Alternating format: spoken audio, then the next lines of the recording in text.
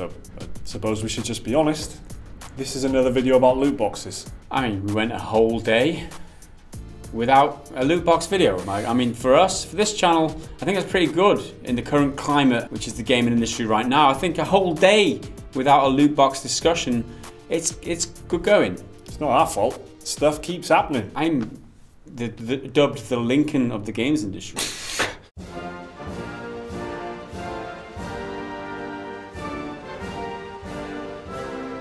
Why would you chuckle at that? That's... Reluctantly, I take on the title of the Lincoln of the... I mean, you know, fighting for rights and stuff. I mean, no. It's somebody else that said that. It's one of your alt accounts. A UK petition to adapt gambling laws to cover video game loot boxes has picked up over 10,000 signatures. The petition, which was in fact started by one of our patrons after we covered the topic in depth back in September, will now at least get an official response from the government. If it reaches 100,000 signatures, then the issue will be considered for debate in Parliament. But it looks like parliamentarians are already paying attention to the issue, with Daniel Zeichner, Labour MP for Cambridge, tabling 2 questions to the government. And for our American viewers, an MP is a member of Parliament, which is the equivalent to a United States congressman. Reddit user Artfunkle met with the MP a few weeks ago to pitch the idea. The goal was to see the UK's existing gambling regulations applied to loot boxes. Mr. Zeichner tabled 2 questions to UK Cabinet member for Digital, Culture, Media and Sport Karen Bradley. The first question is, quote, what steps she plans to take to help protect vulnerable adults and children from illegal gambling, in-game gambling and loot boxes within computer games. The second is specific to the Isle of Man, which is a British territory, where in-game items and in-app purchases are actually covered in the law. It's currently the only place in the world that does that, according to the Reddit user Artfunkle. So the second question Zeichner asks is if whether or not these protections will be extended to the rest of the UK. As far as we know, this is the first time the subject will be raised in Parliament, so this could be the first step of many necessary to get in-game gambling regulated properly, at least here in the UK. Last week, Eurogamer asked the UK Gambling Commission where they stood on the issue and were told that loot boxes were not defined as gambling, since the items won from them have no real-world value. Due to this technicality, regulatory boards such as PEGI, UKIE and the ESRB will not add a gambling disclaimer to games which include loot boxes or similar features. We have covered this topic extensively over the last week, so we're not going to cover discussion again as we have done in previous videos. Go and check out those videos. There'll be a link in the description and cards on the screen for more in-depth discussion of, you know, the loot box shenanigans. So this is kind of a pretty big development, I guess. I mean, it's just lawmakers that are actually paying attention to it, at least here in the UK. So we've got the petition, which is gaining traction, and then on top of that, we've got an MP who's tabling questions to government cabinet members. So the cabinet members are the government, basically. They're the ones that decide the laws and control different parts of different things. So it's obviously something that is being taken seriously at the very least, and that's, you know, as best as we can hope for at this stage, I guess, isn't it? And for the conversation to get started among people who can do something about it. I think it's great that the petition is kind of picked up the way it has, and it is fantastic that so many people have got behind it. Credit to the Reddit user for going to his MP about this and actually taking a real-world practical step rather than just ranting about stuff on forums. He's actually gone out and done something about it, which is great. This is the response that we wanted to get from, you know, when the petition was first created, to get Parliament to address it. And at the very least, this is getting the conversation started, right? It's getting people aware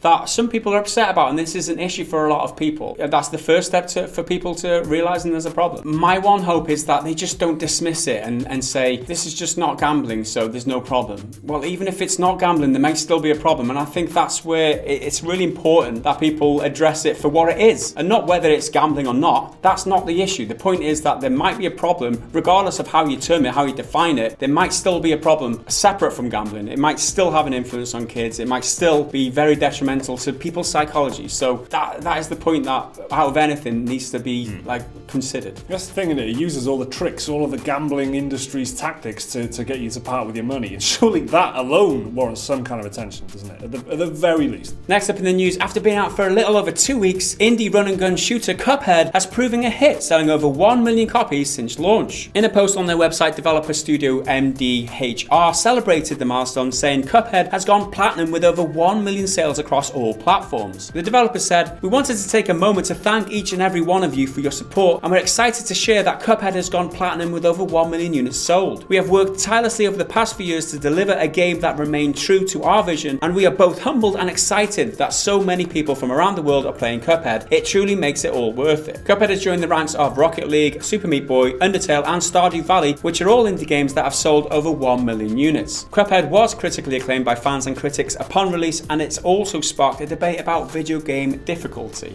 Games like this just kind of capture the imagination sometimes, don't they? Especially if there's a group of people, for example, games journalists, saying that a game is very, very difficult. It becomes a conversation. It becomes a whole thing around the game. Like, is it that hard? I don't think it's that hard. And suddenly there's a huge conversation online about it. That helps the game sales, I think. And Cuphead has done really, really well, and it's got that kind of art style that makes it stand out, and also the difficulty thing, obviously. So I'm not surprised in the least bit that it's doing so well. And in other news, Activision released a series of some goofy live-action trailers for the upcoming COD World War II. The trailer is different depending on the region that you're in, but they're all themed around getting the squad back together. The trailer shows a bunch of friends from all walks of life getting back together to celebrate Call of Duty going back to World War II. The ad makes it look like Activision know the original COD fanbase have been soured a little bit by the recent sci-fi installments in the series, and they're trying to bring some of them back in. I guess kudos to Activision for actually being a bit self-aware and using that to their advantage with this ad, and then milking the World War II angle for all its potential. To be honest, this trailer is probably the most enjoyment I'm going to get out of COD World War II.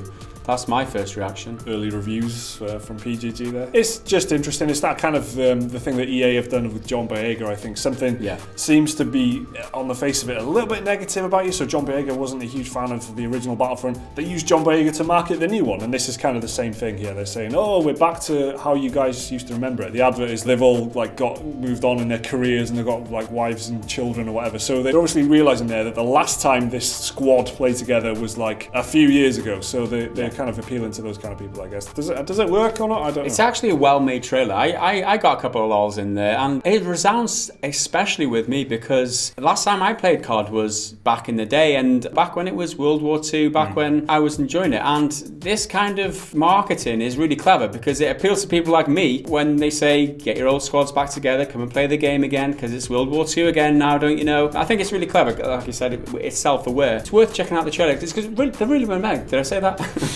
It's actually very good. Unfortunately, we do know that COD will have microtransactions and all that loot box bullshit in it, so probably not likely to play or like the game, but at least the trailer's good. And finally, in sad news, people are apparently not so hot about backing the upcoming murder mystery with cats, The Good Life. For those who might not know, The Good Life is a life simulation RPG developed by Hidetaka Suehiro, or Swery as he's also known, and his new studio White Owls. Swery is famous for making undisputed cult classics Deadly Premonition and Dark Dreams Don't Die, and The Good Life was set to be his next project. Swery asked people to back The Good Life on crowdfunding site Fig, and he asked for $1.5 million to cover development. However, just a few hours before the campaign ended, Swery made a lengthy Twitter post where he conceded the campaign goal would not be met in time. Swery said the team could have done better, and he thought the crowdfunding campaign ended up being too messy and confusing. Not at all like his games. That wasn't in the script either, just thrown out just there. Off the cuff, just that magic.